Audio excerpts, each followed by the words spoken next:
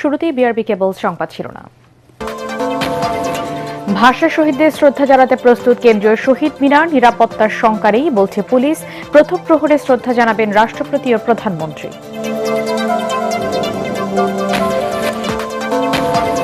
আগামী বছর থেকে শিক্ষা প্রতিষ্ঠানে পুনরায় ভর্তি ফি থাকছে না, প্রতিশ্রুতি শিক্ষা প্রতিমন্ত্রী। বললেন, শিক্ষার্থীদের মাসিক বেতন না বাড়াতে সবার সাথে বসেই সিদ্ধান্ত। বিপুল ঋণের দায় নিয়ে গতানুগতিক বাজেট করবে না বিএনপি, জানালেন অর্থ ও পরিকল্পনা মন্ত্রী। পর্যাপ্ত মজুদ রয়েছে, রমজানে বাজার স্থিতিশীল রাখার আশ্বাস বাণিজ্য মন্ত্রীর। ভঙ্গুর অর্থনীতি থেকে উত্তরণে নতুন সরকারকে রাজনৈতিক স্থিতিশীলতা ও দীর্ঘমেয়াদী ব্যবসা বান্ধব পরিকল্পনার পরামর্শ অর্থনীতিবিদদের। উন্নয়নের নামে ঋণের ফাঁদে পা না দেওয়ার তাগিদ। এবং রমজানে ঊর্ধ্বমুখী রাজধানী নিত্যপণ্যের বাজার, নতুন সরকারকে বাজার নিয়ন্ত্রণে দ্রুত কার্যকর পদক্ষেপ নেওয়ার দাবি ক্রেতাদের। প্রথম জুমায় ধর্মপ্রাণ মুসল্লিদের ঢল।